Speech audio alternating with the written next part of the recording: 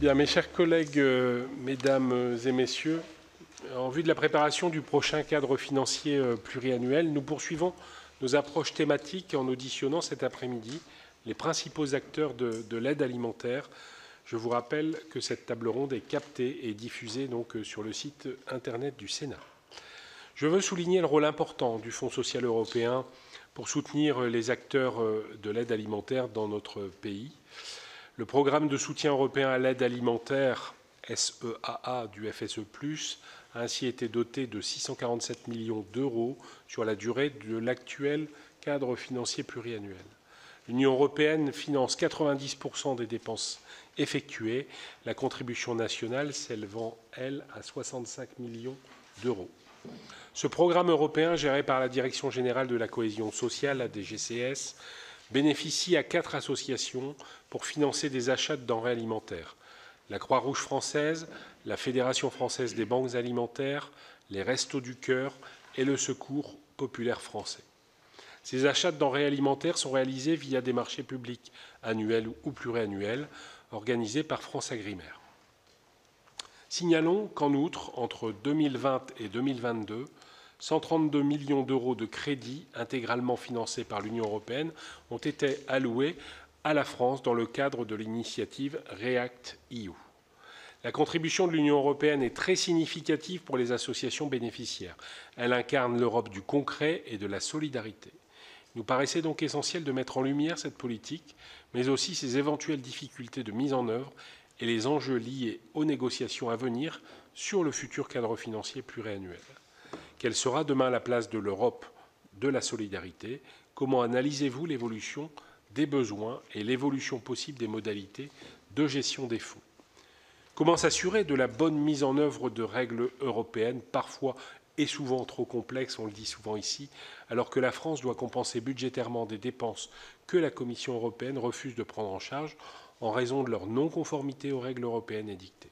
Nos collègues rapporteurs spéciaux de la Commission des finances, et je salue la présence d'Arnaud Bazin, qui n'est pas membre de notre commission mais de la Commission des finances et qui est rapporteur spécial sur le sujet, relevaient ainsi dans leur rapport sur le projet de loi de finances pour 2025 que la France a tendance à surprogrammer l'aide versée au titre du FSE+. Voici brièvement quelques questions introductives. Et pour analyser ces différents enjeux, nous sommes heureux de recevoir M. Jean-Benoît Dujol de la DGCS, M. Patrick Drouet, qui est président des Restos du Cœur, M. Louis Cantuel, responsable du pôle institutionnel et stratégique des Restos du Cœur, Mme Barbara Mauvillain, responsable du pôle relations institutionnelles de la Fédération française des banques alimentaires, M. Philippe Dacosta, président de la Croix-Rouge française, Mme Charlotte Guiffard, directrice de l'inclusion de la Croix-Rouge française, Mme Joëlle Botalico, secrétaire générale adjointe du Secours populaire français, et Mme Mathilde Courcy, responsable du service financement et dotation publique du Secours populaire français. Monsieur Dujol, je propose de vous céder la parole en premier. Alors, pour 7 minutes, 7-8 minutes, si vous le voulez bien, parce que vous êtes nombreux et je voudrais aussi laisser la parole à nos collègues qui voudront vous poser des questions au-delà de celles d'ordre général que je vous ai posées. C'est à vous. Merci Monsieur le Président. Bonjour à toutes et tous. Je vous remercie pour votre invitation qui nous donne l'opportunité de partager avec vous les perspectives de la DGCS, l'analyse que nous faisons du fonctionnement du programme européen dans sa forme actuelle. Évidemment, la lutte contre la précarité alimentaire repose, on le dira je pense abondamment cet après-midi, sur une articulation étroite entre engagements nationaux et l'Union européenne, aussi entre parties prenantes publiques du côté de l'État, mais aussi engagements associatif. Un nombre important de personnes sont dans la précarité alimentaire aujourd'hui, plusieurs millions sur différentes estimations disponibles. Et dans ce cadre, le programme de soutien à l'aide alimentaire, le SEAA que vous avez évoqué, qui est désormais intégré au Fonds social européen, constitue un levier central de notre action. En tant qu'autorité de gestion, c'est le rôle de la DGCS. Nous remplissons une double responsabilité, assurer un pilotage stratégique et pluriannuel du dispositif et garantir, c'est important, la conformité de sa mise en œuvre afin de sécuriser les financements européens. Cela implique de veiller à l'efficacité des procédures d'achat, à la bonne exécution des livraisons, à la fiabilité aussi de la piste d'audit exigée par la Commission européenne. Avant d'en venir au cœur de mon propos, je voudrais revenir un tout petit peu en arrière pour qu'on comprenne un peu l'histoire du SEAA. L'aide alimentaire européenne, elle a vu le jour en 1987 avec le PEAD, le programme européen d'aide aux plus démunis, dont l'objectif était simple à l'époque, utiliser les excédents issus de la politique agricole commune pour soutenir les associations caritatives. Avec une organisation, évidemment, un cofinancement aussi qui a un peu évolué depuis. Il y a eu plusieurs incarnations successives, mais de longue date. La mise en œuvre du programme repose sur des associations partenaires, et en particulier 4 associations partenaires, les Restos du Cœur, la Croix-Rouge française, le Secours populaire français et la Fédération française des banques alimentaires. Donc il y a eu le PEAD, il y a eu le FEAD, on a désormais le SEAA, qui est pleinement intégré au Fonds social européen. Et pour la période 2021-2027, la France bénéficie d'une enveloppe de 647 millions d'euros au total, en faisant la somme des crédits européens et de la contrepartie nationale qui a été ramenée de 15 à 10% dans la dernière formule. C'est important, ça correspond à peu près, parce que c'est pluriannuel, 2021-2027, à 100 millions d'euros par an, si on s'en tient aux ordres de grandeur, et ça nous permet de doubler, parfois même plus que doubler, l'effort national qui est consenti par ailleurs sur crédits budgétaires nationaux au titre de l'aide alimentaire. Autant dire d'emblée qu'on ne saurait pas mettre en œuvre une politique aussi importante qu'on le fait aujourd'hui sans le soutien de l'Union européenne. Donc, je l'ai dit, en termes d'organisation, la DGCS est l'autorité de gestion du programme. On s'appuie sur un opérateur qui est France Agrimer, un établissement public sous tutelle du ministère de l'Agriculture, qui assure les achats de denrées via des marchés publics. Et je voudrais saluer leur expertise qui est indispensable à la bonne marche de cette opération. Et l'ensemble de ce programme, je l'ai dit aussi, est audité ensuite de manière régulière par toute une série d'autorités chargées d'en vérifier la conformité. Mais rien ne serait possible, je le redis aussi à ce moment-là, sans l'engagement des associations qui sont les partenaires et les opérateurs de ce programme et qui, dans leur fonctionnement, reposent notamment sur des bénévoles. On estime à 200 000 le nombre de bénévoles qui s'engagent pour le bon fonctionnement du programme. 100 millions d'euros consacrés environ chaque année à ce programme, c'est 55 000 tonnes de denrées de toutes sortes, c'est 370 points de distribution, donc c'est aussi un défi logistique très important en tout point du territoire, y compris outre-mer, en Guadeloupe, en Martinique ou à la Réunion. Mais ce n'est pas que de l'aide alimentaire, le SEA, c'est aussi des mesures d'accompagnement social, d'écoute, d'orientation, d'insertion pour les bénéficiaires, et je l'ai dit aussi, des dépenses logistiques pour assurer l'attribution de ces denrées jusqu'au dernier kilomètre. Notre travail depuis maintenant plusieurs années, et notamment au fur et à mesure des différentes incarnations du programme, FEAD, PEAD, SEA, nous a permis d'améliorer le fonctionnement du programme, à la lumière notamment des remarques et des préconisations qui avaient été formulées par le rapport de 2018 de messieurs Bazin et Bocquet. À mon tour, je salue le sénateur Bazin qui a été un des auteurs de ce rapport. Quand on regarde un peu historiquement ce qui s'est passé, les crédits ont beaucoup augmenté, plus 60%. On a essayé de simplifier, au niveau administratif, le fonctionnement du programme. On a amélioré la logistique en distinguant l'achat de denrées des achats de logistique avec des marchés séparés, ce qui a permis de professionnaliser la livraison des denrées. Je pense qu'on peut dire aujourd'hui que le SEA est vraiment un des piliers de la solidarité européenne, en cohérence avec le socle européen des droits sociaux.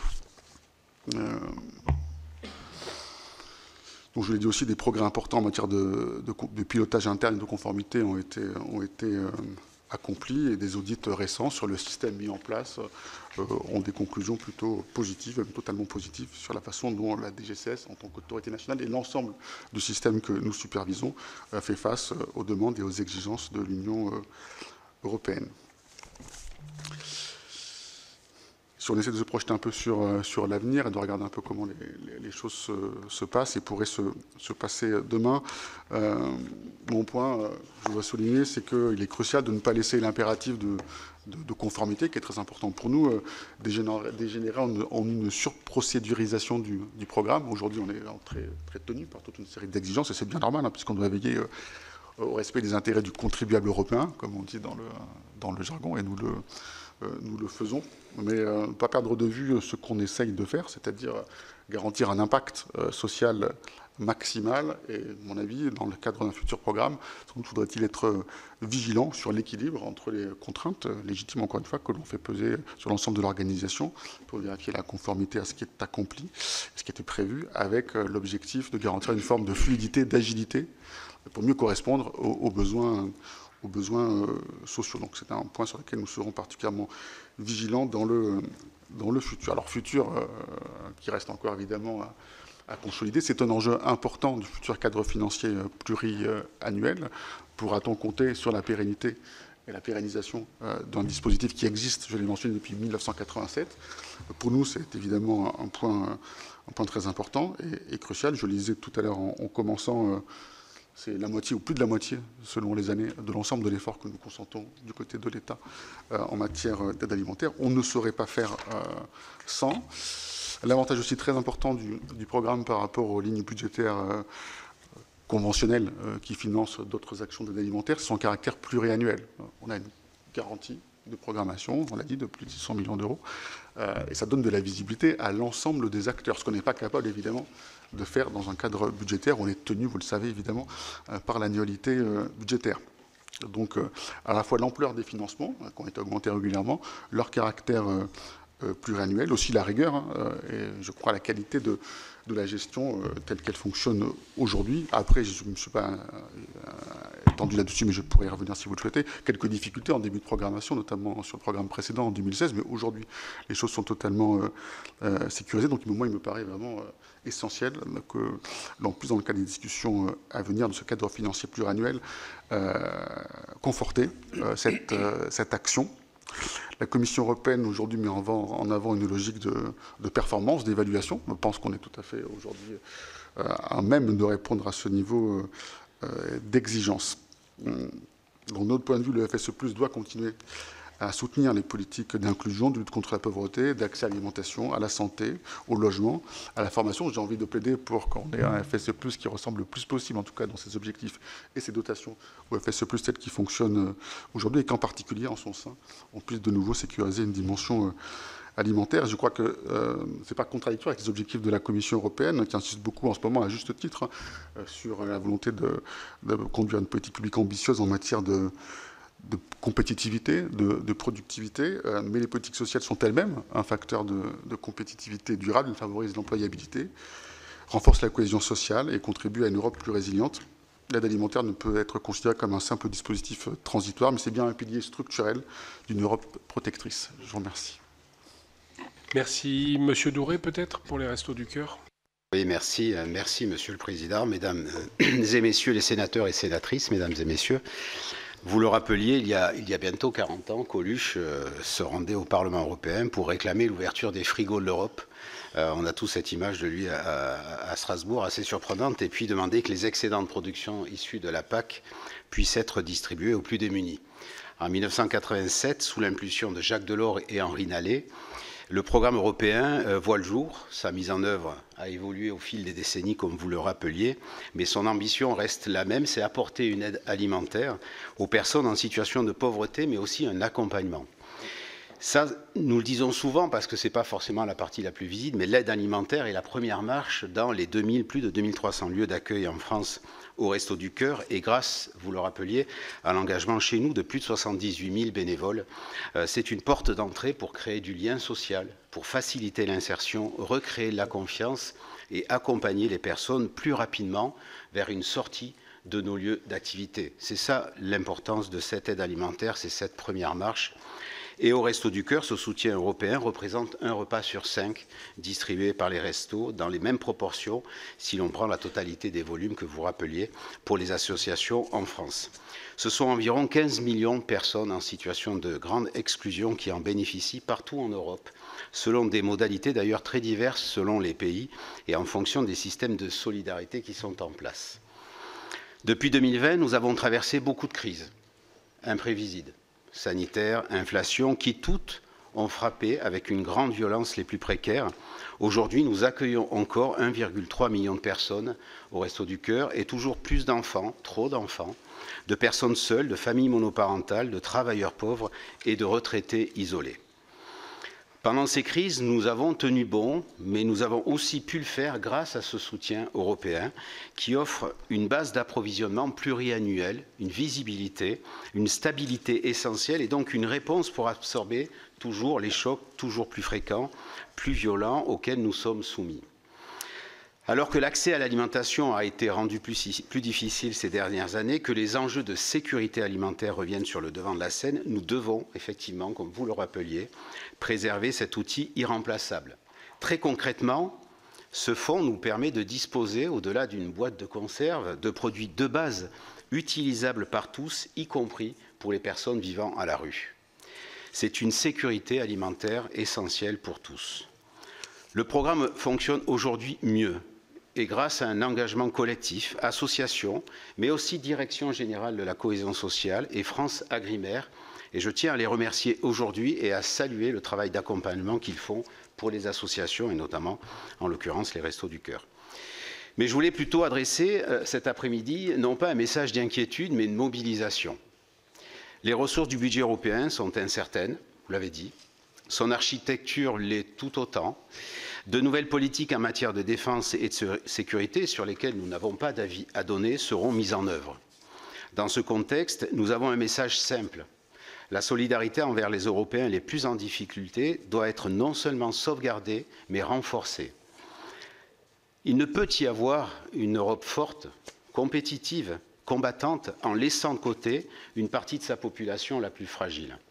Même les plus démunis sont aussi des acteurs du renforcement de l'Europe.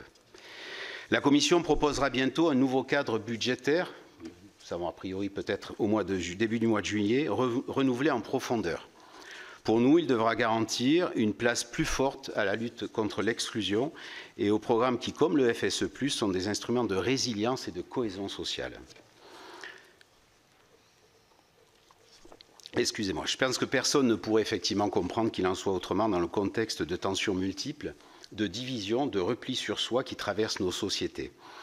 Et puis, disons-le clairement, s'il existe encore une politique d'aide alimentaire et matérielle en Europe, c'est grâce à la France qui l'a toujours fortement défendue. Et je crois que nous pouvons être fiers de notre pays pour cela, et ce, quelle que soit la majorité. Quand le programme a été menacé de suppression il y a une quinzaine d'années, nous avons pu compter sur le soutien du président Sarkozy, puis du président Hollande, et puis le soutien de la France a été également réaffirmé en 2020. Il nous semble essentiel que cette position constante et historique de la France soit portée haut et fort dès à présent par notre pays. Et comme on dit au resto, on a tendance à le dire et à le dire souvent, mesdames et messieurs les sénateurs et sénatrices, on compte vraiment sur vous pour y contribuer autant que possible. Je vous remercie, Monsieur le Président. Merci, Monsieur Dacosta. Merci, Monsieur le Président, Mesdames les sénatrices, Messieurs les sénateurs. Merci de nous accueillir cet après-midi. Nous avons l'habitude, avec les associations présentes autour de la table, de nous réunir régulièrement au niveau des présidents et c'est important qu'ensemble nous portions la voix des personnes que nous accompagnons. Comme l'ont déjà dit Jean-Benoît Dujol ou Patrice Douret, le contexte qui nous réunit cet après-midi s'inscrit dans une accélération des crises post-Covid. Et vous le savez, les crises inflationnistes qui ont accompagné, y compris le conflit ukrainien, ont eu des répercussions évidentes sur une partie de nos populations accompagnées. On a assisté à la Croix-Rouge tout simplement à une augmentation de nos publics et une baisse aussi, il faut le souligner, de la qualité et de la quantité des produits. Et je ne parle pas ici uniquement des fonds européens, y compris des ramasses qui font l'objet aujourd'hui d'un accompagnement de nos associations. Pour nous, c'est plus de 14% du nombre de foyers qui ont été accueillis entre 21 et 24, alors qu'entre-temps, le tonnage distribué n'a presque pas évolué. Il est resté quasiment stable. Et à la Croix-Rouge, c'est 434 000 personnes que nous accompagnons pour 48,9 millions de repas distribués. Que constatons-nous? D'abord, une population fragile. Près de la moitié des personnes accompagnées ont moins de 25 ans. Et nous l'avons vécu pendant la Covid, nous avons dû le prolonger vis-à-vis des étudiants, des jeunes, une présence Croix-Rouge beaucoup plus forte que par le passé. L'aide alimentaire est finalement devenue une sorte de filet de sécurité pour les populations, et plus particulièrement, vous l'avez compris, pour notre jeunesse et nos étudiants. Pour la Croix-Rouge, les denrées européennes, et en cela nous rejoignons, je pense, toutes les 4 associations, représentent une part importante de notre action. Pour nous, c'est 20 à 30% du volume total des denrées distribuées. C'est à peu près 3 millions par an et en plus, il faut y ajouter évidemment les coûts d'approvisionnement et d'accompagnement. Et elles représentent finalement un socle vital en produits de base et de première nécessité. Il est donc essentiel, comme vous en doutez, de pouvoir préserver, maintenir, renforcer ces crédits liés au soutien européen à l'aide alimentaire pour tenir compte de cette réalité.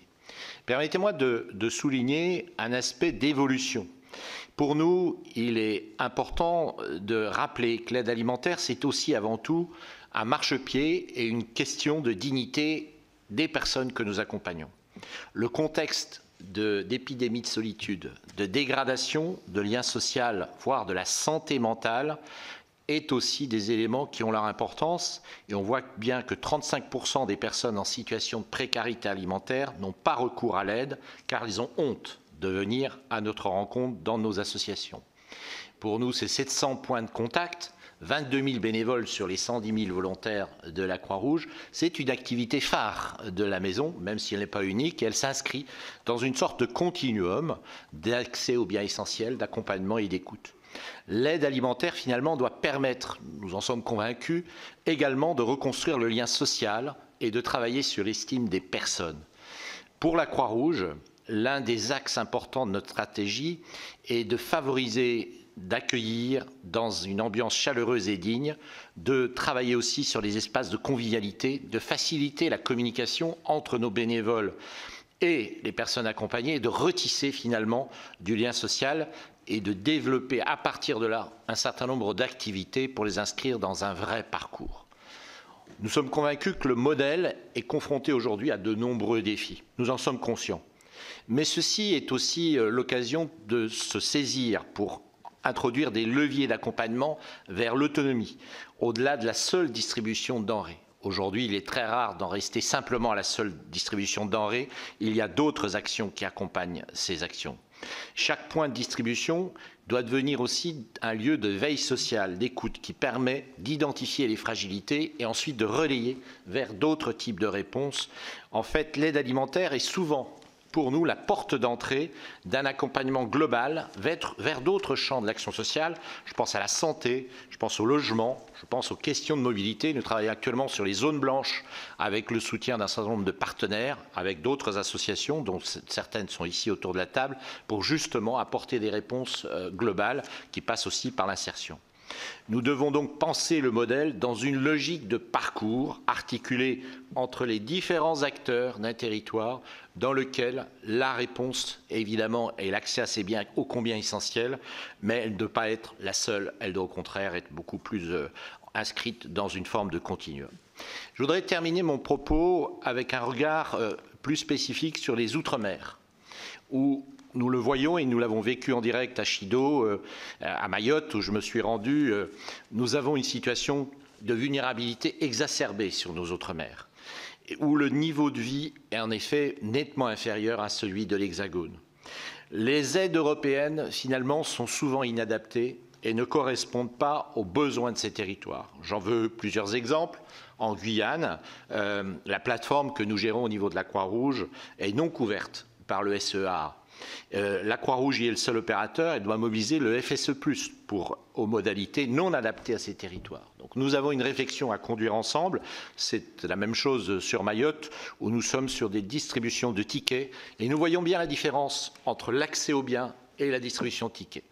Je rentre d'Espagne où nous échangions avec la présidente de la Croix-Rouge espagnole. On voit bien qu'on ne tisse pas du tout le même type de réponse parce qu'on a un rapport différent. Et j'ai assisté à des distributions de tickets pendant Chido et des distributions de biens alimentaires, je peux en témoigner ici, ce n'est pas du tout le même type de réponse qui est ressenti par les élus locaux et par la population.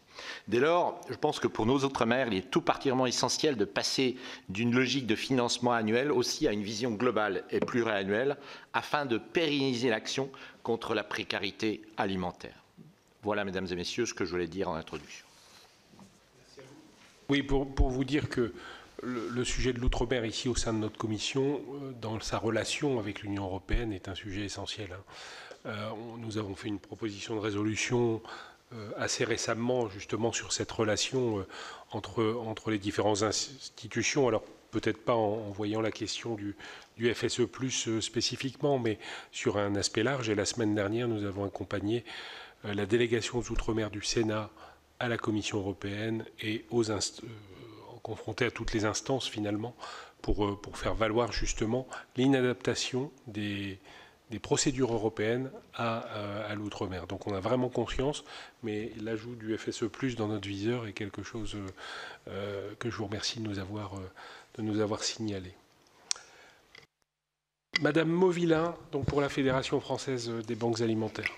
Oui, bonjour à tous. Et tout d'abord, excusez notre président Jean Cotta, parce qu'on est en période d'assemblée générale dans nos 79 banques alimentaires. Donc notre conseil d'administration est sur le terrain. Je voulais aussi lui transmettre ses remerciements à tous les sénateurs pour l'attention fidèle au sujet de l'aide alimentaire européenne, voilà, qui nous réunit aujourd'hui. Pour commencer, je voudrais partir du sujet européen, puisqu'il existe une fédération européenne des banques alimentaires qui est présidée par la France. Et donc, pour rappeler qu'en Europe, derrière les chiffres Eurostat, 9,5% de la population qui est concernée par la précarité, ça veut dire qu'on a environ 15 millions de personnes qui ont recours à l'aide alimentaire, dont 12 millions via les banques alimentaires sur 30 pays européens. On a donc un enjeu essentiel au regard des nouvelles perspectives financières pluriannuelles et au regard de la diversification des publics qui ont recours à l'aide alimentaire, puisque nous faisons face à une diversification des profils et à une part de plus en plus importante de classes moyennes, ce qu'on peut appeler des travailleurs pauvres, c'est-à-dire des gens qui sont en emploi, y compris en CDI, y compris maintenant majoritairement à temps partiel, et qui ont malgré tout recours à l'aide alimentaire du fait de l'impact de la crise inflationniste.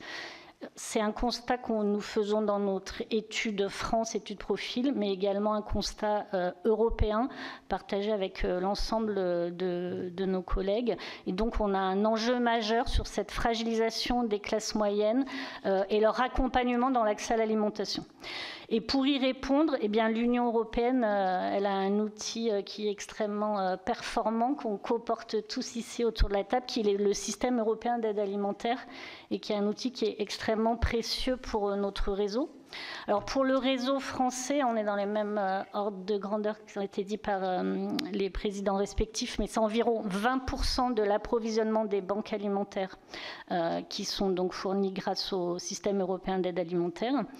Et également le financement de l'accompagnement social. Ça, c'est extrêmement important. C'est une nouveauté de la programmation en cours. Et très concrètement, pour les banques alimentaires, nous pouvons financer notre programme Bon Geste, Bonne Assiette, qui accompagne 25 000 personnes sur des ateliers cuisine, des ateliers anti-gaspillage, des ateliers prévention santé.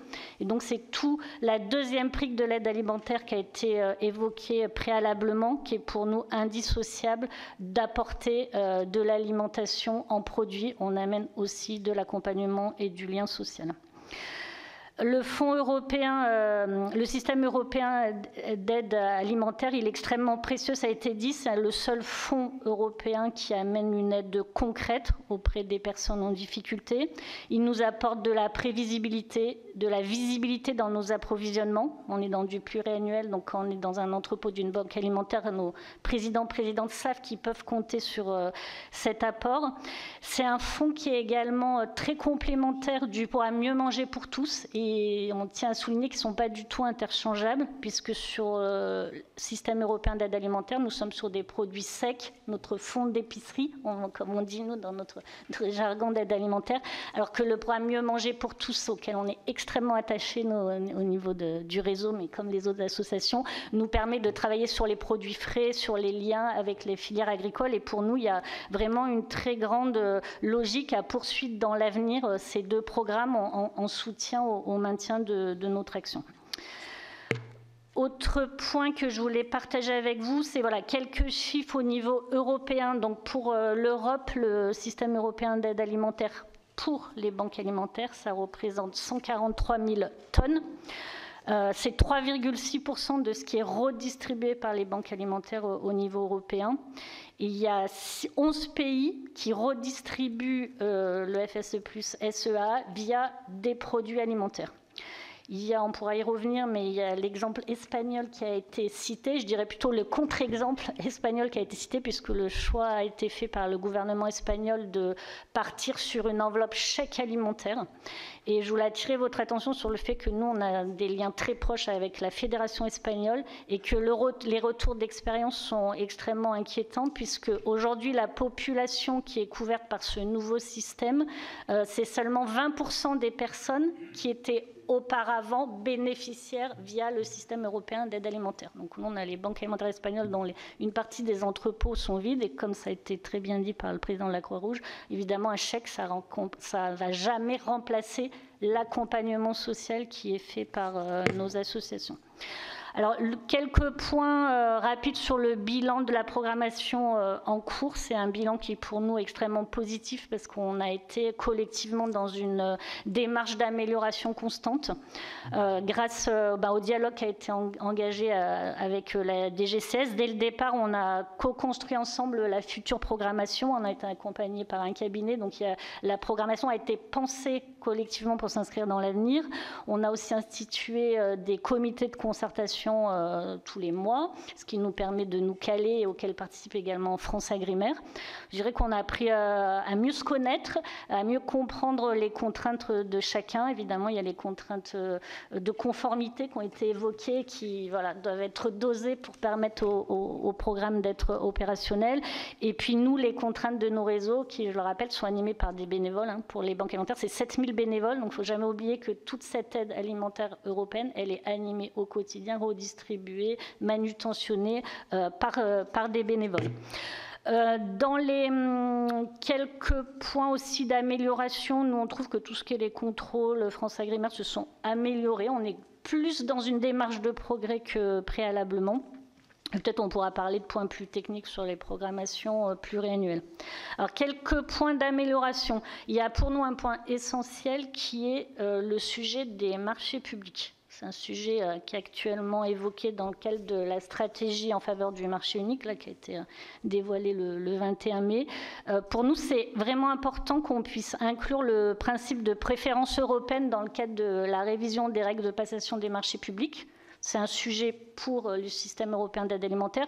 Pour les banques alimentaires, nous sommes soumis au marché public d'une façon générale. C'est un sujet aussi plus global, puisque nous voulons progresser, ce à quoi nous travaillons dans le COCOLUPA, vers une aide alimentaire plus locale, plus durable. Mais si nous devons faire des marchés publics qui nous amènent à acheter des produits qui viennent de l'autre bout de l'Europe ou du monde, il y a un problème de cohérence entre les objectifs et les outils qui sont à notre moyen. Donc nous, c'est le point principal d'amélioration. Après, il peut y avoir des points plus techniques sur lesquels on pourra revenir, mais qui ne sont pas essentiels.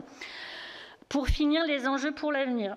Alors, ça a été dit, mais on doit faire face à un effet ciseau. Tous, nous, c'est plus 30% du nombre de personnes accueillies depuis 2019. Donc aujourd'hui, via nos 6600 associations partenaires, nous soutenons 2,4 millions de personnes. Or, on est en train de consolider nos chiffres 2024. Sur le FSE plus SEAD 2024, on a une baisse de moins 15% en volume.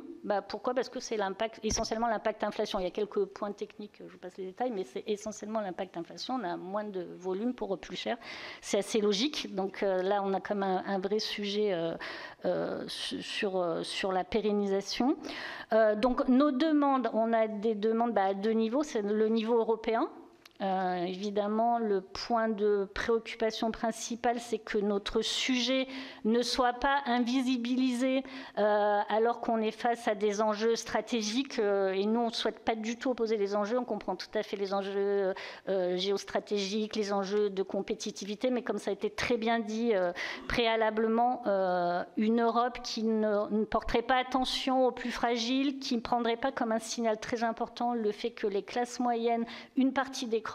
C'est quand même un vrai point sur lequel on souhaite insister aujourd'hui. Ce ne serait pas une Europe qui se projetterait dans l'avenir de façon constructive. Donc, dans le nouveau cadre financier pluriannuel, c'est essentiel qu'on retrouve, quelle que soit la configuration, on va dire, ce système européen d'aide alimentaire, que ça ne passe pas à la trappe. Et puis, évidemment, aussi le niveau français, puisqu'on a la chance d'avoir, ça a été dit, une fidélité, toutes tendances confondues, sur ce système européen. Et ça, il faudra aussi l'inscrire dans l'avenir pour qu'on puisse poursuivre notre action. Je vous remercie. Merci. Madame Bottalico, pour terminer, avant de laisser la parole au sénateur rapporteur en particulier. Merci. Écoutez, Monsieur le Président, d'abord merci et merci à la Commission européenne de poser ce débat. En tous les cas, ça nous semblait intéressant et important de le faire. Merci. Je vais juste revenir, moi, sur 2-3 choses, mais pas être trop longue, pour dire que le Secours populaire, depuis ses origines, cherche à vraiment faire vivre la solidarité par l'ensemble des personnes que nous rencontrons, et particulièrement dans un contexte où, ça a été dit d'ailleurs par Philippe Dacosta, sur un contexte où il y a quand même beaucoup de repli sur soi, où il y a quand même beaucoup de on va dire, communautarisme, enfin bon, en tous les cas, des choses pas très sympathiques. Et faire vivre la solidarité, c'est un vrai enjeu auquel on est attaché. Le Secours populaire, aujourd'hui, aide plus de 4 millions de personnes en France et dans le monde. Et il y a parmi elles 1 300 000 personnes qui sont aidées avec l'aide alimentaire. Les derniers chiffres font état d'une augmentation de 9% par rapport à 2022. Mais je vais ajouter, on n'est pas là juste pour répondre aux besoins de la population en difficulté. Ce que nous voulons, c'est aussi apporter un coup de pouce, dialoguer, engager une relation qui fasse émerger une envie d'agir. Agir à nos côtés ou ailleurs, mais en tous les cas, agir. Et avec plus de 95 000 bénévoles sur le territoire, on fait en sorte que puissent s'exprimer ces envies d'agir avec de multiples initiatives pour rassembler des fonds, se faire connaître et agir dans une démarche d'éducation populaire pour travailler aussi à l'émancipation des personnes, parce que ça nous semble important d'avoir cette démarche pour les conduire vers une citoyenneté active. Pour ces personnes, c'est la possibilité aussi de devenir bénévole. Et cela, on y tient. Pas juste être des consommateurs de l'aide que l'on peut dispenser, mais vraiment devenir bénévole et agir, avoir une utilité dans la société, où en même temps, souvent, on relègue la notion de pauvre, d'assisté, ce qui les stigmatise encore davantage et ce que l'on essaie de ne pas, justement, en tous les cas, encourager ou essayer de renforcer. Je rappelle aussi qu'il existe en France le droit de s'associer. Et pour les personnes qui sont en difficulté, c'est aussi important de l'entendre. Comme pour l'aide alimentaire, c'est vraiment important d'avoir cette approche globale de la personne et pas juste voir les personnes à travers ce que nous pouvons faire au quotidien. Cette démarche-là, nous essayons de l'imprimer. Et cette démarche, on essaye d'insister aussi pour conduire tout au long de l'année des temps de dialogue, d'échange, de relations avec ces personnes que nous accueillons. Certaines deviennent bénévoles, pas toutes, mais certaines deviennent bénévoles. Et c'est tout l'intérêt, ça a été d'ailleurs souligné, des mesures d'accompagnement, rompre avec une démarche d'assistanat, rompre aussi avec une forme d'institutionnalisation de l'aide alimentaire. L'aide matérielle est nécessaire. Cela, nous en sommes convaincus. Elle apporte une dimension spécifique d'un moment d'échange, de rencontre, et nous l'avons vu particulièrement pendant le Covid, où ça a été évoqué, il y a des personnes qui étaient totalement isolées, et ce lien à travers l'aide matérielle a permis vraiment de poursuivre notre démarche et d'avoir ce lien, cette relation sociale qui est essentielle. Nous le faisons aussi quand il y a la journée des oubliés des vacances, où nous inscrivons des enfants pour aller à la rencontre des familles, et ça nous semble aussi important. En tous les cas, nous avons conscience que les débats qui s'engagent sur la programmation européenne des fonds ne seront certes pas faciles, mais pour dire que cette aide et ce soutien restent indispensables. Nous nous permettons d'insister sur le nécessaire maintien, ça a été évoqué, voire même l'augmentation du budget FSE+. Ensuite, ce sera une question pour la France quant au maintien de l'aide alimentaire sous sa forme actuelle, avec, et là aussi nous y insistons, davantage d'ouverture au programme des enjeux de lutte contre l'exclusion, accès aux soins, accès aux vacances, à la pratique sportive, aux loisirs, etc. Les programmations budgétaires sur les périodes des 7 ans apportent une visibilité et une stabilité appréciables. Pour les acteurs concernés, ces crédits sont essentiels pour des structures comme la nôtre, parce que d'abord, ils offrent une sécurité financière qui permet de planifier les actions sur le long terme et éviter des réponses passagères en réaction à un événement, une solidarité concrète en s'appuyant sur des fonds sociaux européens Et nos associations traduisent aussi à travers cette aide l'idée fondatrice de l'Europe, des solidarités entre les peuples, et ça devient à travers nos actions une réalité. Nos permanences d'accueil sont des lieux d'écoute, de réception, parfois de situations dramatiques, et de mise en œuvre de toutes les solidarités. Au sein de ces permanences d'accueil, nous sommes donc au cœur de l'approche globale, j'y insiste, de la personne, avec une approche généraliste de la solidarité. Pour répondre à ces personnes, des actions collectives et associatives doivent être soutenues par les fonds européens. Cependant, il est crucial, et juste, je terminerai mon propos pour ça, sur ce volet-là, il est crucial que des actions soient organisées dans le respect des personnes. Aussi, on insiste et on se permet d'insister parce que nous tenons particulièrement à ce que les critères d'éligibilité n'introduisent pas de discrimination basée sur la nationalité ou l'origine. Nous insistons aussi pour qu'aucune donnée statistique de cet ordre ne soit demandée lors de l'accueil de ce public. Voilà. Merci. Merci, Madame. Nous allons donner la parole à nos rapporteurs. Alors, rapporteur de la Commission des affaires européennes spécialisée en affaires sociales et sanitaires et sociales, Pascale Gruny. Merci, Monsieur le Président. Et merci, merci à vous. C'est très intéressant et vous savez combien votre action est essentielle en fait chez nous. Moi, j'étais député européen en 2009-2010. C'était un sujet, un vrai sujet majeur. Et nous avions Michel Barnier, qui était président de notre groupe, qui a bien défendu en fait votre cause. Voilà, et celle surtout de vos bénéficiaires. Alors moi j'ai quelques questions précises. La part des excédents agricoles, vraiment excédents agricoles, dans l'aide alimentaire. Voilà. Donc c'est-à-dire en tonnes de pommes de terre par exemple. Pour donner un exemple. Je vais vous poser les questions, puis voilà. Oui. Puis c'est le président qui... Voilà. Au niveau de vos trésoreries, parce que souvent, en fait, quand on a des fonds européens, c'est toujours, en fait, la difficulté qui ressort. Et moi, je sais que dans mon département, j'ai plusieurs associations qui sont en difficulté avec ça, à se poser la question de pouvoir continuer. Et le respect des règles, en fait, pour être remboursé. Est-ce que chez vous, c'est un frein important en fait à l'aide alimentaire? Alors après, j'ai une question parce que je connais un peu le Luxembourg. Le contrôle interne de vos associations, est-ce que c'est fait? Je ne sais pas si vous savez, hein, mais Caritas a eu un détournement de 61 millions d'euros au Luxembourg et Caritas porte finalement toute l'action d'insertion pour les personnes notamment très éloignées de toute vie en fait, hein, les SDF, etc. 61 millions d'euros, c'est quand même pas neutre.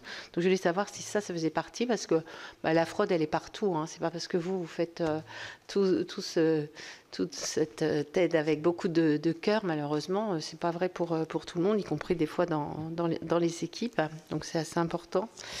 La part des dons aussi dans vos associations. Comment vous assurez aussi la sécurité des approvisionnements? Madame Mauvillain, elle en a parlé un peu avec la préférence européenne, mais aussi les difficultés que vous avez peut-être eues aussi avec la guerre en Ukraine, qui a forcément posé des difficultés. Et enfin, est-ce que vous arrivez à avoir toujours des bénévoles? Parce qu'aujourd'hui, le souci qu'on a aussi dans les associations, c'est l'engagement. Et moi, je sais qu'il y a une association chez moi qui ferme par faute de bénévoles. Voilà. Et or, on sait combien vous êtes important. Merci beaucoup. Merci. Alors, Arnaud Bazin, qui est rapporteur spécial de la Commission des finances. Merci, Monsieur le Président, et merci de m'avoir invité pour ce sujet qui me mobilise depuis 2017, puisque je fais le rapport sur ce sujet avec d'abord Éric Bocquet, puis maintenant avec Pierre Barros, dans le cadre de notre rapport sur la solidarité, insertion, égalité. Évidemment, j'ai le plaisir de rencontrer nos interlocuteurs d'aujourd'hui régulièrement. mais malgré tout, j'ai entendu avec beaucoup d'intérêt leur plaidoyer, même si j'en connais le fond, mais la façon dont c'était structuré et parfaitement partagé m'a particulièrement intéressé. Je voudrais d'abord dire une première chose, parce que les présidents et représentants d'associations en ont parlé, mais il faut y insister une fois de plus, c'est l'importance des bénévoles. Vous l'avez dit à plusieurs reprises. En 2018, quand on a fait notre rapport avec Éric Boquet sur le rapport de contrôle budgétaire sur l'aide alimentaire, on avait évalué l'apport en travail des bénévoles à l'époque, estimation basse, 500 millions d'euros. C'est-à-dire qu'on reçoit de l'argent de l'Europe, mais en face, la nation fournit un travail, qui doit être d'ailleurs estimé à beaucoup plus encore aujourd'hui, même si parfois on a du mal à recruter des bénévoles, mais quand même, entre-temps, il s'est passé beaucoup de choses. Donc, il y a une action en face. Je crois que c'est important de le souligner et de le dire à nos collègues. Ensuite, pour avoir été maire pendant longtemps d'une commune socialement marquée, j'ai pu constater à quel point aussi cette action, elle est tout à fait bénéfique pour les bénévoles eux-mêmes, qui trouvent à s'y épanouir. Alors il y a beaucoup de jeunes retraités, c'est une clientèle de recrutement évidemment favorable, mais pas que. En effet, il y a des bénéficiaires, je partage ce que vous avez dit, autant on peut y associer des bénéficiaires ou des bénéficiaires qui l'ont été et qui viennent de sortir du dispositif, c'est extrêmement valorisant pour eux, pour tout le monde, pour ceux qui les ont portés aussi jusque-là. Donc je pense que cette dimension humaine de l'affaire aussi, il faut vraiment la prendre en compte. C'est un des lieux où dans notre société, la solidarité est en action et décline en action avec des conséquences extrêmement positives. Je ne vais pas redire tout ce qui a été excellemment dit, mais en plus ça diffuse dans l'ensemble de la société, ça me paraît très important. Le deuxième point de notre rapport à l'époque, en 2018, c'était quand même de considérer la complexité des justifications qui devaient être apportées à l'Union européenne pour avoir les contreparties financières. À l'époque, il y avait excusez-moi de retrouver mon rôle de commissaire aux finances, mais des enjeux financiers importants, puisque je crois qu'on avait une quinzaine de millions de perdus déjà quand on a regardé l'affaire, qui étaient compensés par le budget de l'État et qui étaient donc des fonds européens qu'on ne pouvait pas réclamer parce qu'on n'avait pas répondu aux procédures que nous avions nous-mêmes instituées à la demande de l'Europe. Nous avions, je crois, mais sous toute réserve, et de toute façon le chiffre n'est pas très important, identifié 9 niveaux de contrôle, sachant qu'en bout de chaîne, il y a des bénévoles, dont ce n'est pas le métier, qui sont impliqués aussi dans toute la chaîne de validation, en quelque sorte, de la dépense. Donc j'ai entendu avec beaucoup d'intérêt, monsieur le directeur général de la cohésion sociale, parler d'éviter la surprocédurisation, j'ai retenu le terme, et je vous en reparlerai quand on préparera le prochain budget, soyez-en sûrs. En tout cas, c'était un enjeu, parce que c'est un enjeu financier pour l'État français, tout simplement, puis c'est un enjeu de bon fonctionnement du système. Alors, j'ai entendu qu'il y a eu des améliorations, je le savais, je suis quand même très intéressé d'avoir entendu les associations le dire, mais il y a certainement encore des marges de progrès. Il y a de fait, on l'a vu dans le budget pour 2025, une forme de surbooking, c'est-à-dire que l'État a prévu de dépenser davantage parce qu'il sait déjà qu'il ne pourra peut-être pas tout justifier, et pourtant il ne faut pas que les denrées manquent à l'arrivée, et ça je vous en donne parfaitement acte parce que c'est une excellente décision pour que les associations ne soient pas privées des denrées pour des raisons financières liées au fait qu'on n'arrive pas à justifier toutes nos dépenses, donc ça c'est une excellente chose. Mais en tout cas il y a vraiment un très très gros enjeu à avoir le processus taillé au nécessaire pour répondre aux besoins de la Commission, mais surtout pas surtransposé, mais c'est une notion qu'on connaît tous ici par cœur à des tas d'occasions. Donc, mais ça, vraiment, c'était le message le plus important, je pense, de notre rapport. Et puis, une dernière chose à vous dire, j'ai été aussi...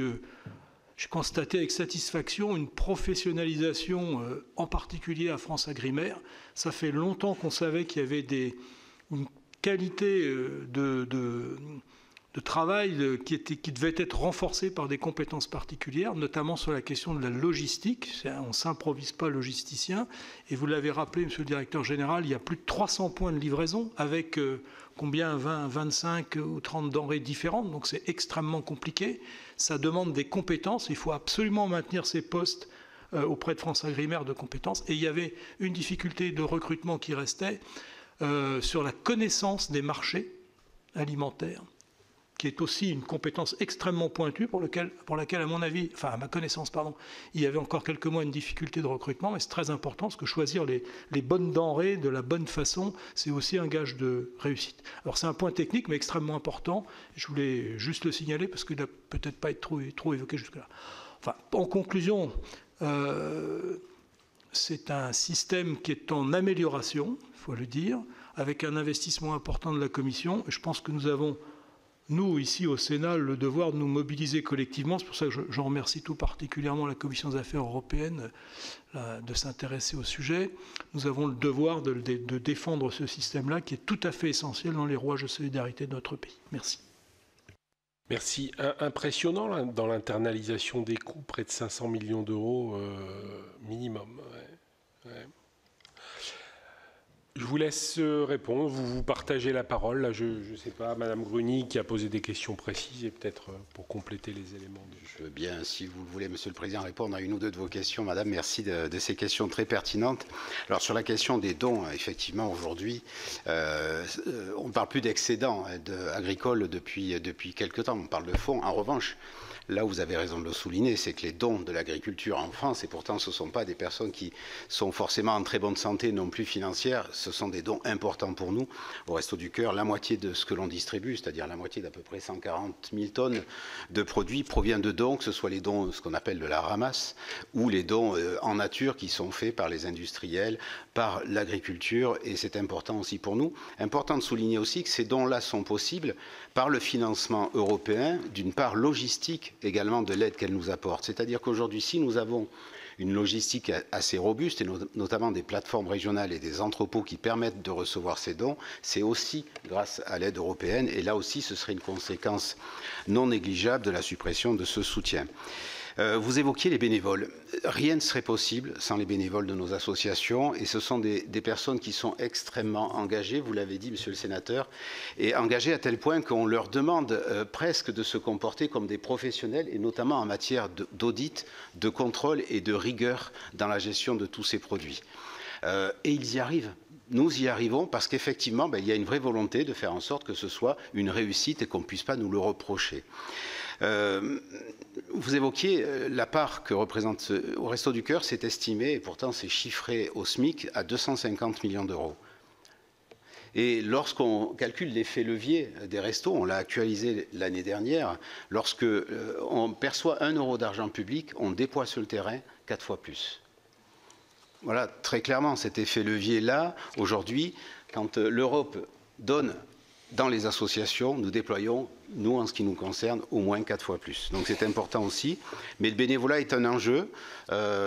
Si l'on veut effectivement déployer, comme nous le faisons de plus en plus, l'accompagnement dans tous les domaines, que ce soit l'accompagnement budgétaire, scolaire, l'estime de soi, le soutien à la recherche d'emploi, l'activité par l'insertion économique. Aujourd'hui, notre pôle insertion et accompagnement, qui supervise l'ensemble de ces activités, y compris une centaine d'ateliers et chantiers d'insertion, il est financé par l'accompagnement que permet l'Europe.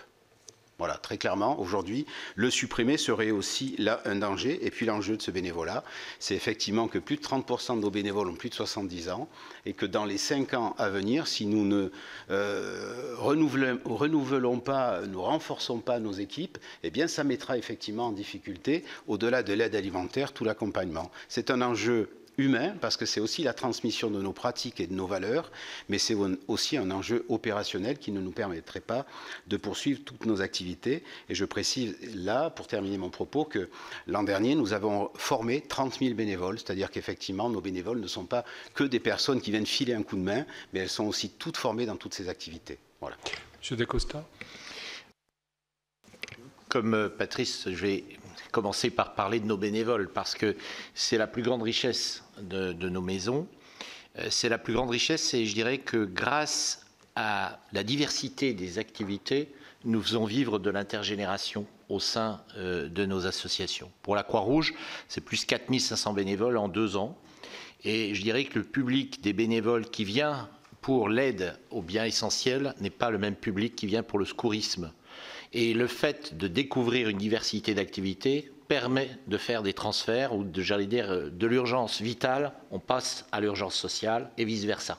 Et donc c'est un vrai parcours de bénévoles, mais cela passe par une vraie politique de formation qui vient d'être appelée et d'accompagnement des bénévoles. Et pour avoir accompagné l'institution depuis près de 22 ans au niveau de la Croix-Rouge, je peux témoigner d'une professionnalisation, mais aussi de recherche de compétences de plus en plus fortes, y compris des équipes d'accompagnement.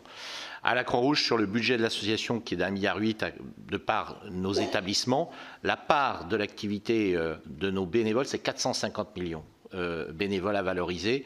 Et je dirais, pour ce qui est de l'aide alimentaire, en propre, on est autour de 80 millions de bénévoles engagés si on y met aussi les équipes d'accompagnement. Et ce que l'on a vu aussi, c'est des méthodologies d'accompagnement, de rigueur, de suivi qualité que nous n'avions pas de cette sorte il y a 20 ans en arrière. Alors, ce qui est important aussi de souligner, c'est dans l'affectation des dons, il y a, lorsque des crises se présentent, une part, et nous l'avons vécu pour Chido, une part des dons est affectée à la question alimentaire. On a fait de la distribution alimentaire à l'occasion de Chido sur la part des dons qui étaient des dons dédiés directement, je dirais, aux effets du cyclone.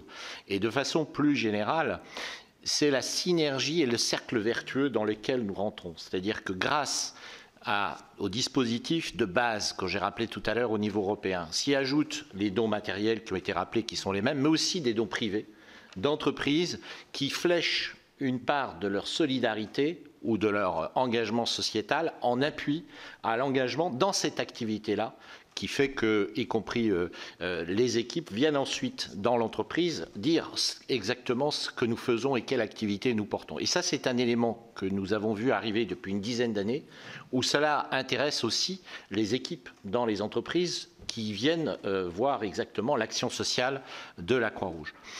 L'autre aspect important, c'est évidemment lorsqu'on est une association unique comme la Croix-Rouge, la question de la trésorerie est totalement consolidée. Donc il n'y a pas véritablement de sujet du point de vue d'une institution comme la nôtre. Évidemment, c'est la crise aujourd'hui que traversent la plupart des associations et je pense en particulier à toutes les petites structures que nous accompagnons sur les territoires, qui sont des épiceries sociales ou autres, qui aujourd'hui qui sont nées d'initiatives étudiantes ou autres, qui sont confrontés à ce que vous disiez, Madame la Sénatrice, à un véritable défi existentiel. Ce qui n'est pas le cas des 1000 implantations de la Croix-Rouge, de fait, de par la question de la consolidation des trésoreries. Et puis enfin, un point très important que vous soulignez, c'est la question du contrôle interne. C'est une double logique, c'est-à-dire qu'on a une logique de contrôle interne exercée évidemment par une direction de l'audit et de la qualité qui est professionnelle, mais nous avons constitué une équipe de bénévoles recrutés, de conseillers régionaux maîtrise des risques et de contrôle interne, et qui sont recrutés comme tels sur ces profils-là, et qui, au moment de choix d'engagement, viennent ensuite accompagner nos équipes de bénévoles. Et c'est très important que cet exercice de contrôle interne soit aussi exercé par des bénévoles vis-à-vis de bénévoles et par des professionnels également. Et donc c'est tout un dispositif de contrôle interne que nous avons mis en place, mais il faut aussi rester réaliste. C'est un contrôle permanent et une personne ne peut se dire à l'abri de tout abus, comme nous disons, d'emblème, ou potentiellement en ce qui nous concerne pour d'autres raisons. Et donc il faut une vigilance permanente en la matière, parce que forcément nos associations ici présentes sont connues et sont contrôlées non seulement en interne, mais aussi par d'autres organismes externes, ne serait-ce que, y compris Cour des comptes et autres, qui viennent régulièrement regarder comment les dons qui nous sont confiés sont bien affectés et destinés à la cause qu'ils veulent servir. Merci, Monsieur Dujeul. Très brièvement, peut-être revenir sur la première question qui était posée par Madame la Sénatrice pour redire comment est organisé le programme, notamment dans le contexte français, mais dans le cadre évidemment de textes qui le régissent de manière très, très précise. Les excédents de la politique agricole commune, c'est effectivement l'histoire du programme, mais évidemment se sont raréfiés tendanciellement jusqu'au début des années 2000. Et aujourd'hui, on fonctionne différemment. Il n'y a pas de lien entre ces excédents et le programme. Le programme, c'est juste un compartiment du budget européen, en l'occurrence un compartiment du Fonds social européen local. Il n'y a plus de lien, donc c'est de l'argent qui vient financer de l'achat de denrées auxquelles on procède. Et quand je dis on, c'est France Agrimaire, en réalité, qui procède à ces achats, dans une liste évidemment de produits, qui ensuite est redistribuée à l'ensemble des associations partenaires. Alors, en fait, ils font ces achats sur la base d'une avance de trésorerie, parce qu'en réalité, nous, on va demander le remboursement auprès de l'Union européenne, mais FranceAgriMer ne perçoit pas ab initio ou ex ante les crédits de l'Union européenne. Donc, FranceAgriMer emprunte ces crédits auprès de l'agence France Trésor, paye des intérêts que nous remboursons du côté de l'État et nous portons l'intégralité du risque. Alors on porte la contrepartie, les fameux 10% qui complètent les 90% du financement européen. On paye le taux d'intérêt de l'emprunt de FranceAgriMer et en cas de rejet d'une partie des dépenses, parce que l'Union européenne considérerait que tel ou tel produit a été mal acheté et refuserait de rembourser, eh ben, c'est les crédits nationaux qui viennent combler ce trou qui apparaîtrait dans la maquette budgétaire. Donc c'est évidemment raison pour laquelle on est plus attentif avec les associations partenaires à la qualité de la gestion du programme pour essayer de limiter au maximum le rejet des dépenses qui peut représenter, M. Bazin a raison de le souligner, des montants parfois importants, toujours trop importants et qui justifient la politique de surprogrammation qu'on conduit depuis maintenant quelques années, pour être certain qu'en dépit de ces rejets de dépenses et au prix, pour le coup, de crédits de contrepartie plus importants, on puisse optimiser l'usage des crédits européens. Mais je tenais à préciser ce circuit un peu complexe et redire que le choix d'organisation qui a été retenu, c'est celui d'un achat direct de denrées dans le cadre de marchés publics, ce qui permet aussi de bénéficier d'une politique d'achat très professionnelle, conduite par FranceAgriMer, d'économie d'échelle, et puis de pouvoir de marché aussi, qui nous permet de négocier des tarifs avantageux sur la liste de la trentaine de denrées qui figurent au cahier des charges. Mme Bottalico, vous vouliez répondre? Oui, merci à Madame la sénatrice pour ces questions. Moi, je vais juste revenir sur la question des contrôles internes, dans le prolongement de ce qui a été dit à l'instant. Dire qu'on a effectivement mis en place des logiques de suivi, de gestion de contrôle, mais que dans cette démarche-là, on a, nous aussi, mis en place un plan d'action de gestion des risques, parce qu'on a vu avec notamment la crise du Covid que cette démarche était nécessaire pour qu'il y ait une continuité dans l'action, qu'il n'y ait pas de rupture et qu'on puisse organiser les choses avec ce souci, justement, à chaque étape, de contrôler ce qui est engagé et la démarche d'ensemble. Ensuite, je voulais dire aussi que par rapport au bénévolat, la période du Covid nous a permis de renforcer le nombre de bénévoles. On a eu le plaisir d'accueillir 10 000 nouveaux bénévoles, et notamment beaucoup de jeunes. C'est-à-dire qu'on a souvent cette question avec le problème de génération, avec des personnes qui aujourd'hui à la retraite s'engageraient moins parce qu'il y a des obligations familiales qui viennent un peu contrecarrer leurs projets. Mais on a de plus en plus de jeunes qui se proposent pour aider bénévolement. Et c'est plutôt une bonne nouvelle. Et je dirais même que les tendances se sont inversées. On a plus de jeunes aujourd'hui que de personnes, on va dire, dans les seniors qui se proposent bénévolement. Donc voilà, plutôt bonne nouvelle de cet ordre. Et en termes de valorisation, on est à près de 8 millions d'heures de bénévolat au Secours populaire, ce qui représente aussi là un apport vraiment d'abord important, et puis en même temps, sans cet apport bénévole, il y a plein de choses qui ne pourraient pas se faire. J'insiste sur la place des relations humaines dans ce bénévolat, parce que on parlait des mesures d'accompagnement, sans ces bénévoles, le temps passé avec les personnes en difficulté ne pourrait pas se faire. Et c'est une richesse qui n'est pas remplaçable, vraiment. Et cette relation humaine, c'est ce qui permet d'aller vers autre chose que simplement de l'aide matérielle sans continuité, sans lendemain. On a ce souci de l'accompagnement des personnes dans leur globalité, et ça, avec les bénévoles, c'est possible. On a le même raisonnement ici au Sénat avec les conseillers municipaux dans les communes.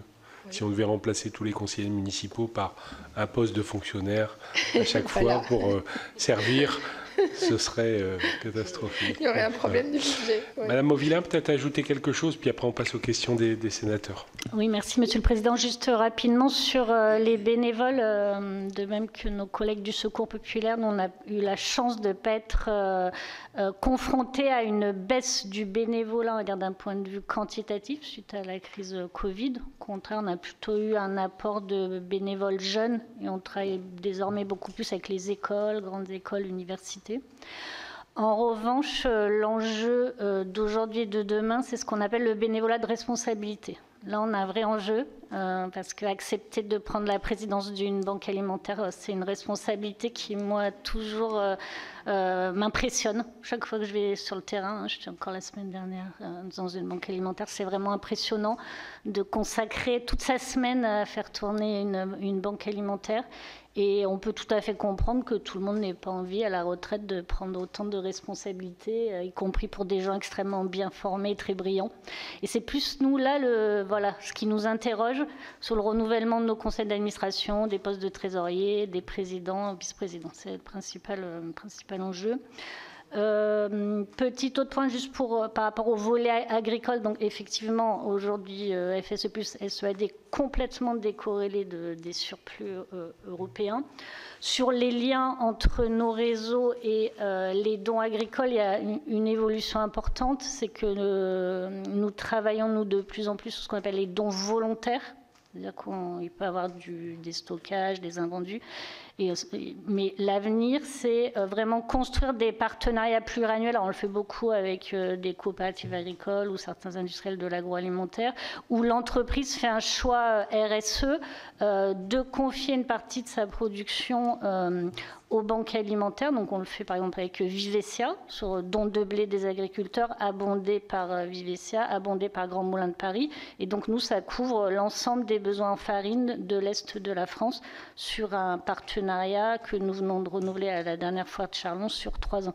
Donc les liens avec le monde agricole, d'une façon générale, contribuent à cette transformation, voilà, de l'aide alimentaire qui se fait dans le temps et malgré les contraintes de conjoncture dont on a parlé. Et juste un dernier point sur le sujet des contrôles. J'ai très rapidement évoqué les contrôles en disant que les contrôles pour l'application du FSE plus SEA dans nos structures, pour dire qu'on avait trouvé vraiment un meilleur point d'équilibre entre la nécessité de respecter les lignes directrices, même si on est dans une association, et le fait qu'on soit animé par des bénévoles. Nous, on a un gros travail, les banques alimentaires, d'accompagnement de nos 6000 associations partenaires. C'est notre vocation de former les bénévoles aussi des autres associations, de leur présenter des outils.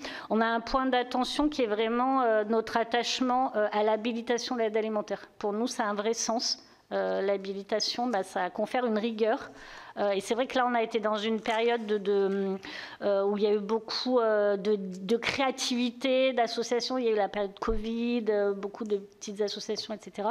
Voilà, il faut peut-être retrouver un point d'équilibre. Nous, c'est un sujet qu'on souhaiterait qu'il soit porté dans le COCO-LUPA, qu'on replace bien l'habilitation de l'aide alimentaire au cœur de tout le système, qui est justement le garant d'une aide alimentaire de qualité, puis qui respecte les différentes étapes. Alors, vous avez le droit de vous auto-satisfaire. Je vais peut-être poser une question à Monsieur le Directeur. Puisqu'on est ici devant la commission vous êtes ici devant la Commission des Affaires européennes, comment on pourrait situer l'aide alimentaire en France par rapport aux autres pays européens? Est-ce qu'on est très performant, plus performant? On a encore des progrès à faire? Dites-moi un petit peu comment, parce que je suppose que, et je l'ai entendu des uns et des autres, on pouvait avoir des relations avec les homologues européens. Puis après, je passerai la parole au Sénat. J'aurais du mal à vous répondre de manière très précise parce qu'on ne les voit pas souvent, nos homologues de l'Union européenne. On les a vus cette année, c'était intéressant. On a accueilli en France une sorte de séminaire tournant de l'ensemble des autorités de gestion du programme européen. Ça s'est tenu à Paris. Ça a été l'occasion pour moi, en tout cas, de les rencontrer parce que je ne les connaissais pas. On a pu un peu comparer les expériences que l'on mène. En réalité, il y a beaucoup de marges de manœuvre assez différentes et des organisations assez différentes mises en place par les autres pays. On est assez bon en France pour pour bénéficier de des crédits européens. Je reviens à notre préoccupation du cadre financier pluriannuel. C'est une des situations un peu paradoxales dans laquelle on est. La France, au niveau global, elle est contributrice nette, évidemment, au niveau de l'Union européenne, mais donc on a intérêt à maximiser, évidemment, le bénéfice des programmes auxquels on peut marger. C'est ce qu'on fait, je crois, avec un certain succès sur l'aide alimentaire. Après, sur les modèles de gestion, le fait de recourir à un opérateur centralisé ou de s'appuyer sur des associations, ça c'est très différent et c'est compliqué du coup d'avoir un jugement très précis sur la qualité ou la performance comparée des uns ou des autres. Mais je crois que Louis connaît bien le sujet et peut-être nous dire un mot là-dessus. Monsieur Cantuel, allez-y. Oui, merci. Rapidement. En fait, effectivement, le système français est en définitive assez performant, ou en tout cas, il est parfois regardé avec, je dirais pas admiration, mais en tout cas, il a quand même des points forts très importants quand on rencontre nos homologues européens. D'abord par l'ampleur de l'action en elle-même, c'est-à-dire que des réseaux qui ont l'amplitude d'action, le volume de denrées distribuées, le nombre de personnes accueillies aussi important que les grands acteurs français, c'est assez rare au niveau européen. Ensuite, on porte en France une vision de l'aide alimentaire, comme ça a été très bien décrit tout au long de cette table ronde, qui est très liée à la notion d'accompagnement. Et ça, c'est pas forcément le cas partout dans les pays européens. C'est une vision qui est portée par la France et qui est aussi poussée par la Commission européenne. Et la France est un peu leader dans ce domaine-là.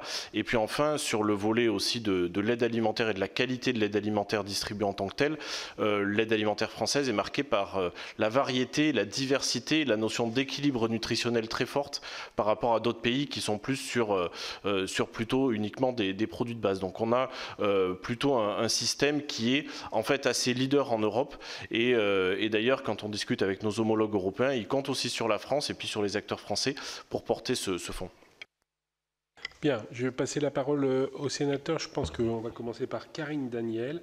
Je vais vous demander peut-être de cibler l'acteur qui pourrait vous répondre. Non, parce que je ne pourrais pas donner la parole à tout le monde. Voilà. Donc, alors, je ne peux pas vraiment cibler, mais le premier qui se sent de répondre à cette question, bien, il est ciblé. Moi, peut-être en complément de la question du président Rapin sur cette question à la fois des échanges européens, peut-être des échanges de bonnes pratiques, savoir si vous êtes inscrit dans des projets de coopération avec des homologues européens.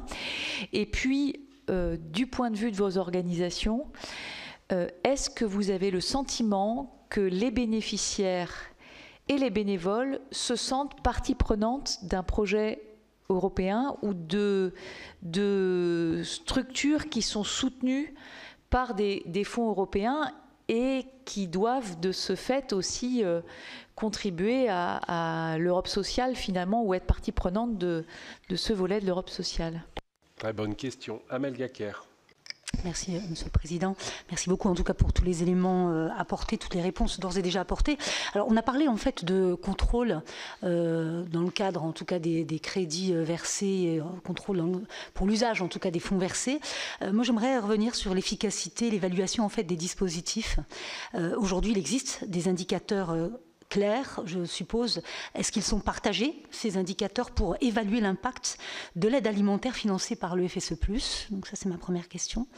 Vous avez parlé du modèle français et de ses atouts, du fait qu'il est reconnu aujourd'hui, hein, pour les éléments que vous avez évoqués tout à l'heure. Mais est-ce que vous avez aussi, est-ce qu'il existe en fait des bonnes pratiques dans d'autres pays aujourd'hui qu'il serait peut-être intéressant de copier en France ou de ramener en tout cas chez nous? Et puis nous sommes dans le cadre des discussions dans ce nouveau cadre budgétaire. Ça veut dire que forcément on a tous une épée de Damoclès, j'ai envie de dire, sur la tête, et peut-être une baisse des crédits, hein, qui est aujourd'hui peut-être sur la table. Est-ce que ce sont des éléments que vous travaillez, que vous préparez, en tout cas dans cette éventualité de baisse? Merci.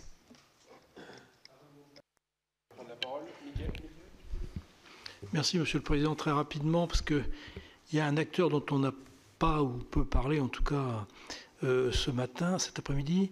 Ici, c'est un peu paradoxal, dans la Maison des collectivités territoriales, il y a aussi les collectivités territoriales qui sont des acteurs.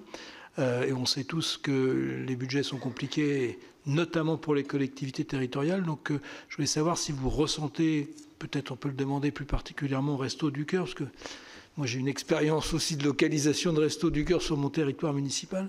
Donc est-ce que vous ressentez des difficultés ou est-ce que ça reste une priorité pour les collectivités territoriales que d'assurer avec votre aide l'alimentation des plus vulnérables dans leur population?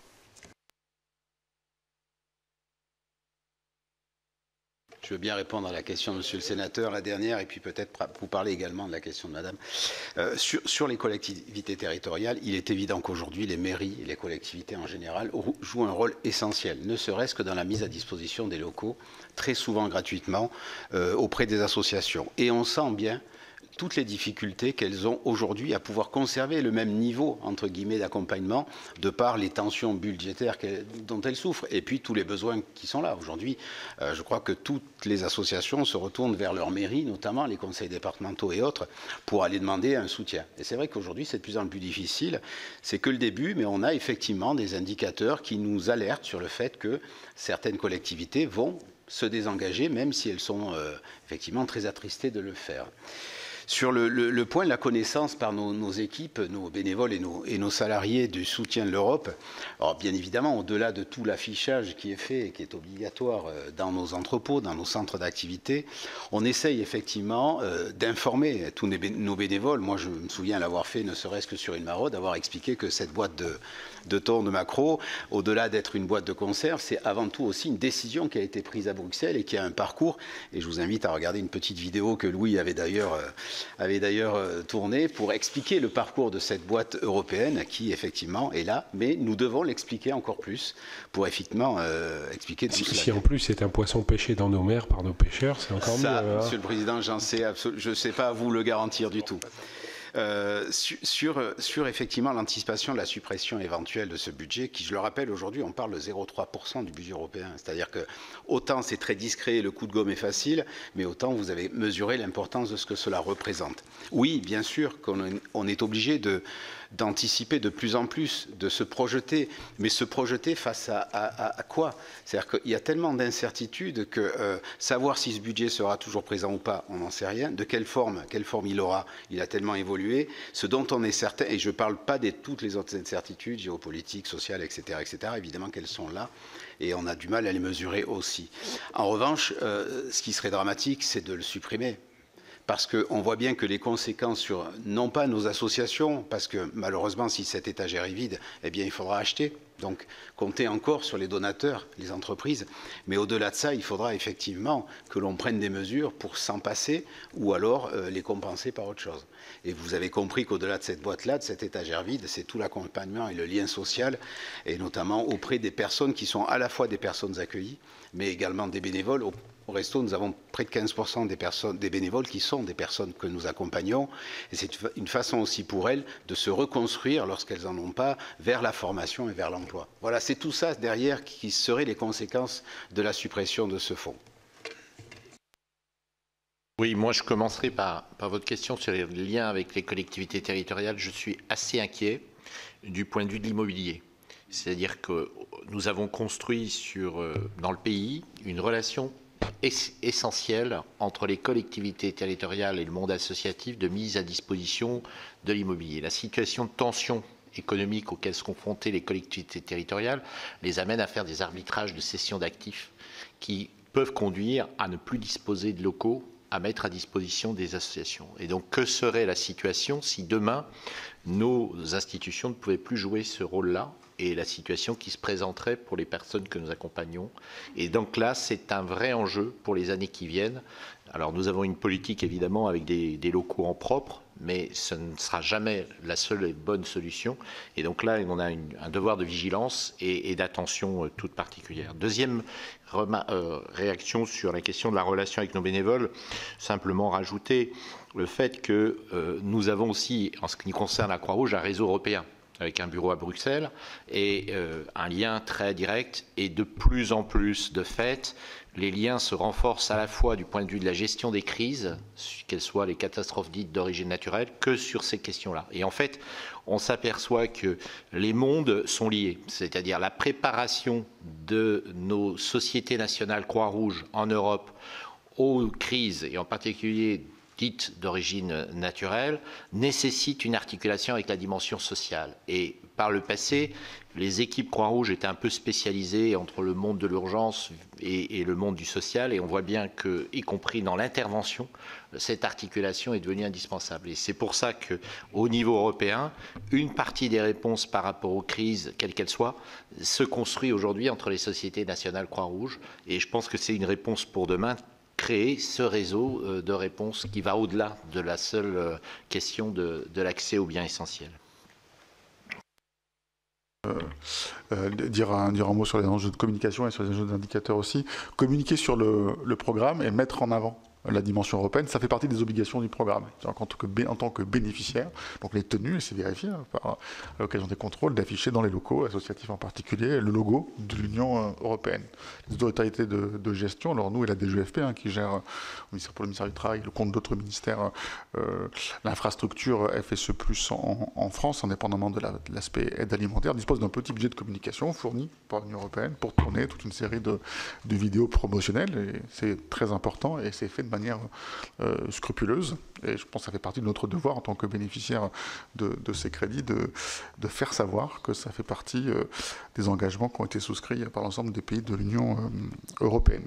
C'est mon premier point. Le deuxième point sur les indicateurs, on ne raisonne pas, s'agissant de ce programme, dans une logique, comme on le fait parfois sur d'autres sujets, d'impact. Ce qu'on attend de nous, enfin ce que la Commission européenne attend de nous, c'est un reporting précis en termes de traçabilité et de conformité. Donc c'est vérifier qu'on achète les bons produits, ceux qui sont décrits de manière très précise, jusque dans leur composition, dans les fiches produits qui sont annexées dans les différents documents, qu'on les achète dans la bonne quantité, qu'on les livre au bon endroit, auprès des bons interlocuteurs associatifs, et qu'eux-mêmes les distribuent dans de bonnes conditions, notamment en appliquant toutes les démarches d'accompagnement qui font partie intégrante du programme. Donc c'est cette compliance, pardon de le dire comme ça, qui fait vraiment l'objet d'une vérification, qui ne nous empêche pas évidemment par ailleurs d'avoir une attention particulière au titre de l'aide alimentaire de manière générale pour vérifier qu'on touche les bonnes personnes. Et on s'intéresse beaucoup dans le cadre du comité de coordination de la lutte contre la précarité alimentaire, qui est une instance qui est pilotée par le ministère et qui associe l'ensemble des parties prenantes. On diligente parfois un certain nombre d'études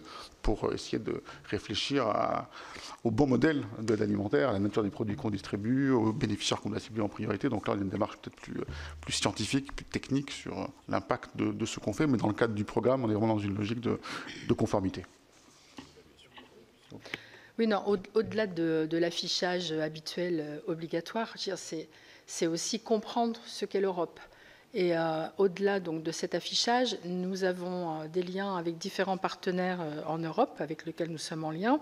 Et depuis plusieurs années, en fait, on a avec les familles que nous aidons un lien qui permet, y compris, d'engager une réflexion sur départ en vacances, notamment pour les enfants.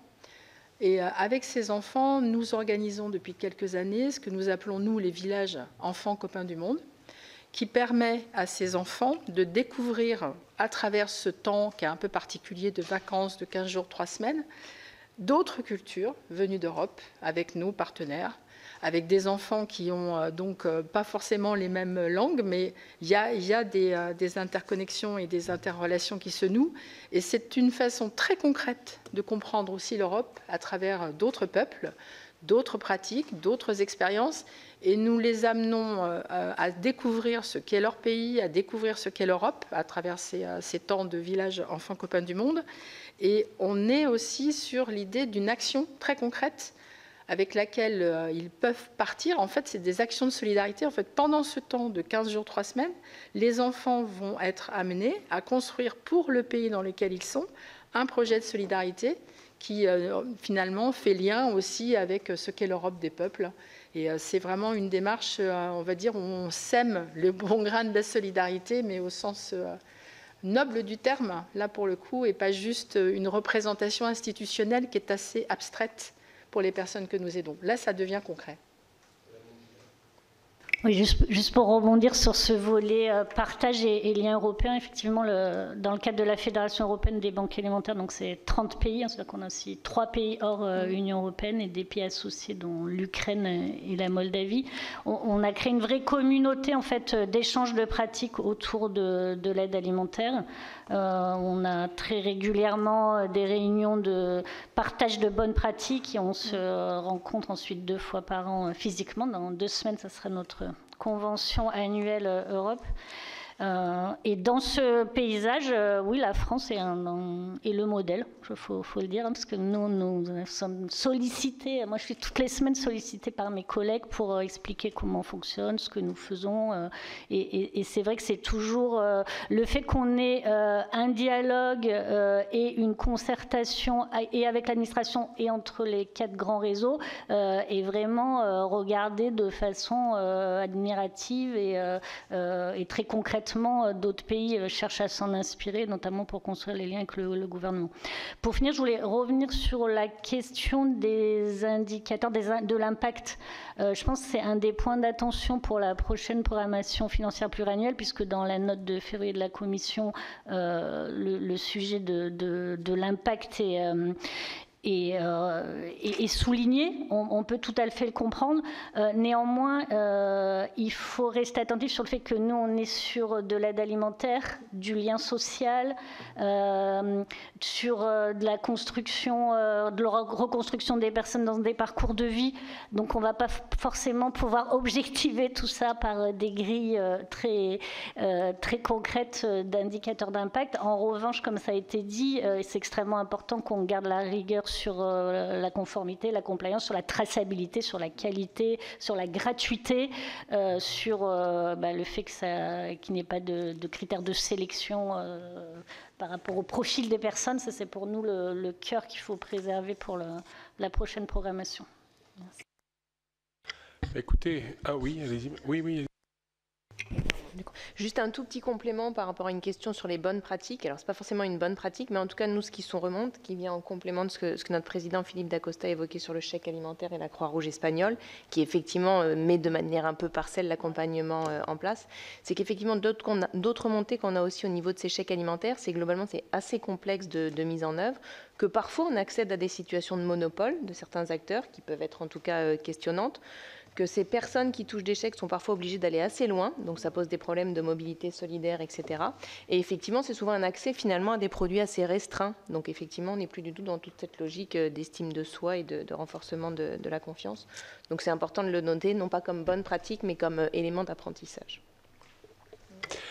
Écoutez, merci pour ce temps passé. Je pense que pour nous, c'était très instructif. Nous avons 2 rapporteurs qui travaillent sur un avis politique que rendra notre commission à la Commission européenne sur le cadre financier pluriannuel. Je vais demander au service de prendre attache avec nos 2 rapporteurs pour leur faire part de toutes les informations que vous nous avez données, pour qu'on intègre aussi un petit élément justement sur le maintien du FSE+, en l'état et sur les bonnes pratiques portées par la France, en tout cas sur ce sujet.